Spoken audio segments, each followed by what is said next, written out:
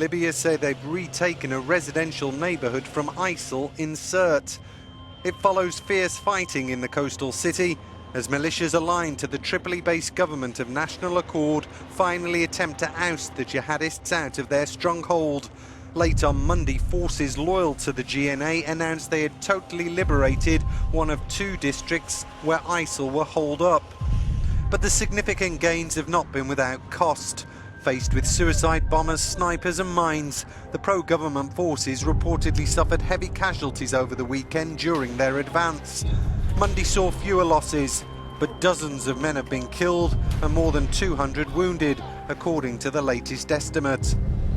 ISIL seized Sirte in February last year, turning it into its regional bastion.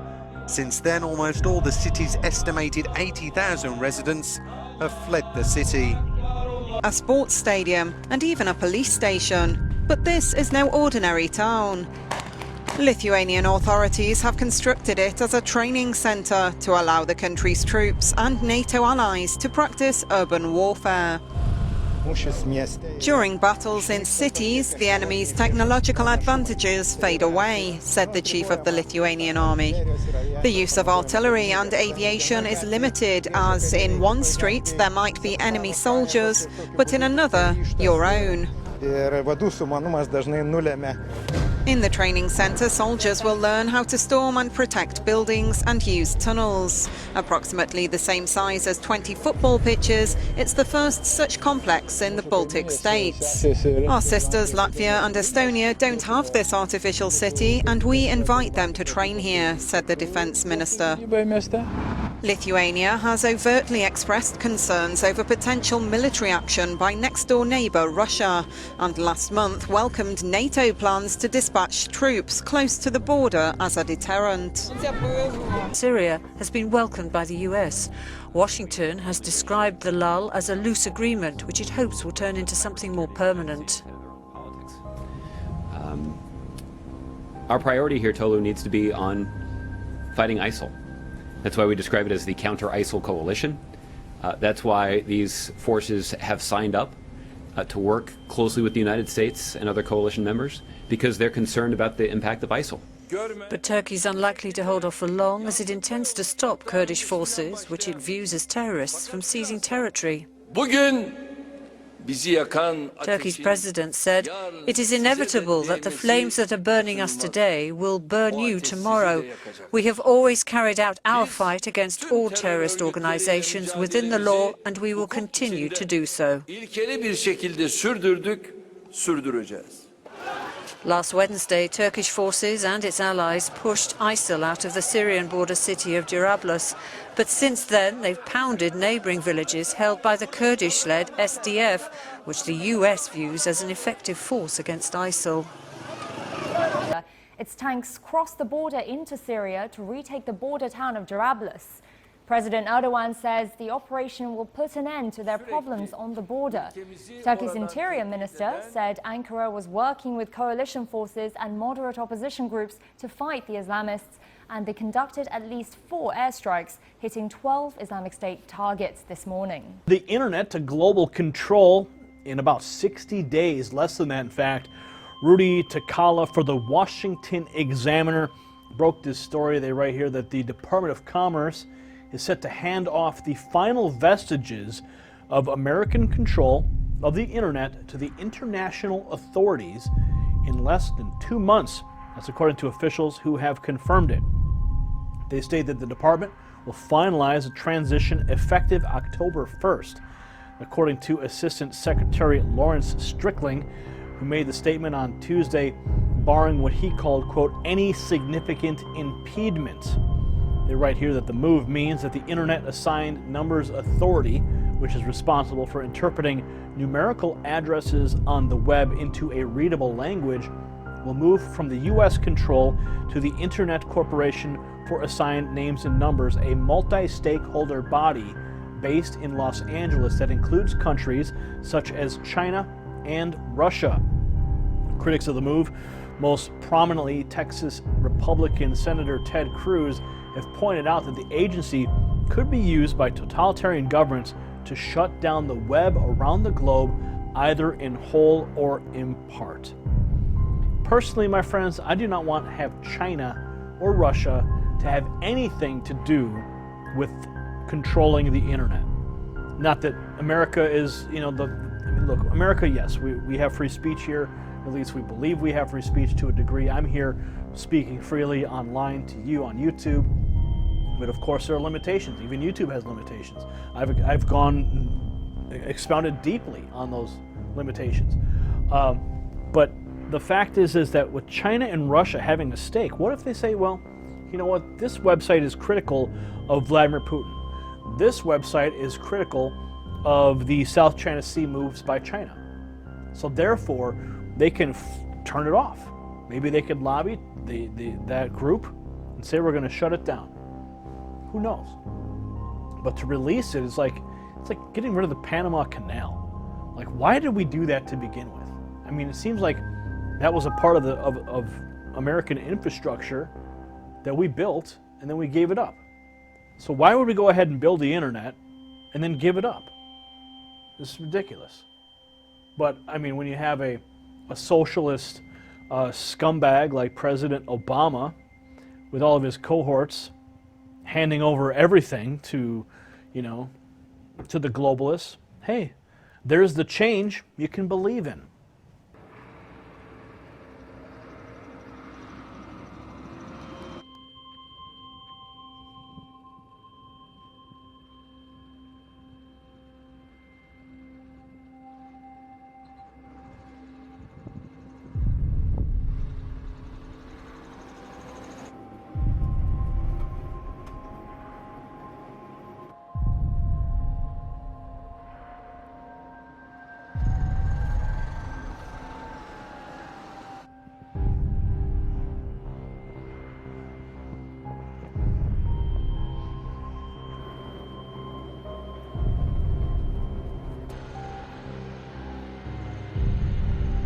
Yes, red alert. The Russians are now stocking up on secret weapons.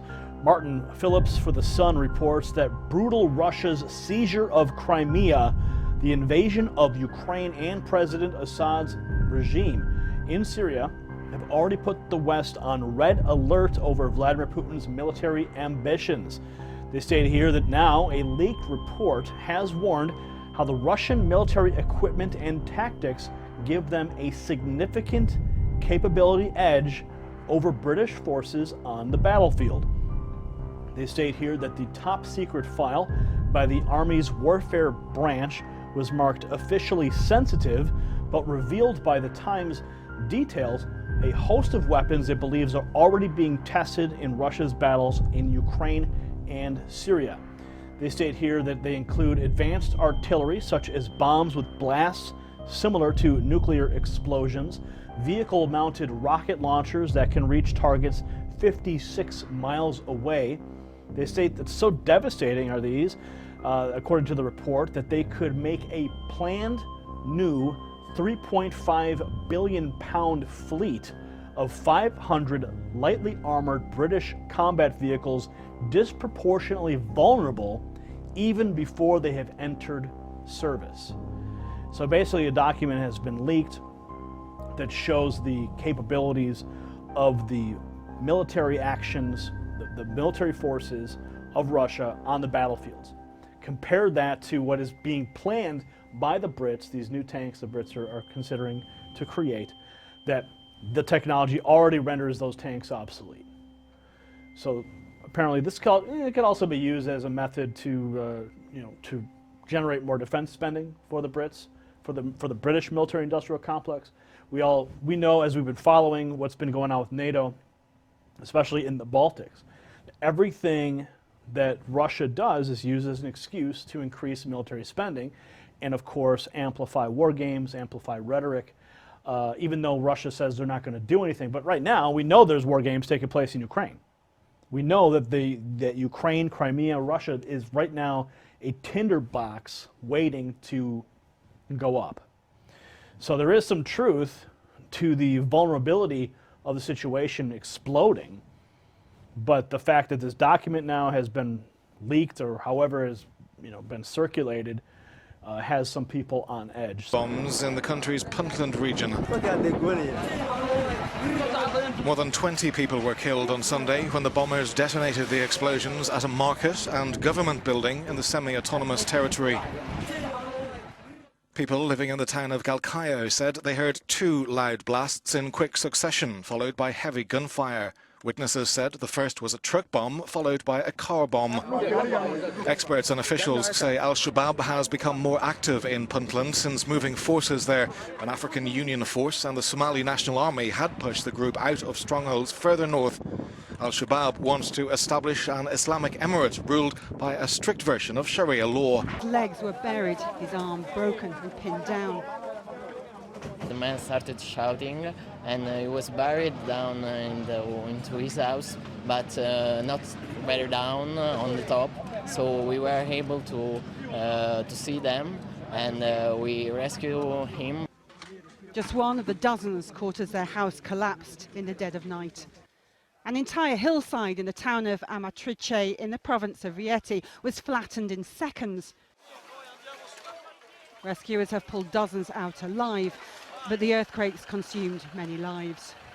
In nearby Akamoli, teams freed this man after being buried for 9 hours. Elsewhere, rescuers raced to find signs of life in a building home to a family of 4. In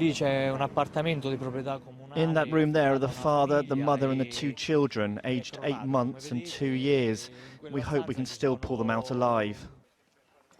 The earthquake struck at 3:30 in the morning, shaking a wide belt of central Italy. The Italian Prime Minister's promised a swift response. The government's committed to not leaving anyone, no family, no community, no neighbourhood, to face this alone. Let's get to work in the next hours. We can continue to pull survivors out of the rubble and we can return hope to that land. At first light, the full scale of the damage became clear. Survivors could hear voices under the debris. I've seen the body of one victim, the poor person just over there. I heard people calling out, asking for help. But in this condition, what could I do? I've been to the centre and it's all rubble. The quake, followed by dozens of aftershocks, could be felt 170 kilometres away from the epicentre in the capital, Rome. Many small villages and towns in the regions of Umbria and Lazio are without power. Memories of the last major quake in L'Aquila 7 years ago are still fresh in the minds of many Italians, a disaster that killed more than 300 people. Across the region, relief efforts are in full swing. It's now a race against time to find any more survivors. Security threats. Seems they're now considering telling people to stockpile food and water as a precautionary measure in the event of a large-scale attack. The move's part of a new defence strategy that the government's thinking through. Auntie's Emily Sue reports from Berlin. According to a leaked defense report cited by a local newspaper here in Germany, for the first time since the Cold War, the German government plans to encourage its citizens to prepare for a catastrophe or an armed attack by stockpiling on 10 days worth of food, 5 days worth of drinking water, and other supplies as well, including medicine. This is so that they can wait out for a period of time before the government can initiate any sort of response. Now, the report did not specify what kind of catastrophe or armed attack the government wants their people to prepare for, but it's clear they want them to be ready to take care of themselves when the time comes. Now, introducing new security tightening measures, it's not new here in Germany following the recent spate of attacks in Europe. Over the past month alone, 2 in the country have been directly linked to Islamist extremism. We came to the streets of Berlin to ask people what they think about the latest measure. We're living in a time where uncertainty it's increasing. For that reason, the people become nervous, and even if a politician asks for such things and makes such suggestions, it's already saying something about the situation here. I think if the government say you that you need to buy much water, much food, it's must be a very serious thing. To be honest, I'm kind of scared because I think that there's something going on. So even some friends wrote me that they are kind of scared because of that news. So, as we can see by France and Belgium next to Germany, so I think there's a reason to be scared of. I can worry about everything, or I can have a reasonable outlook.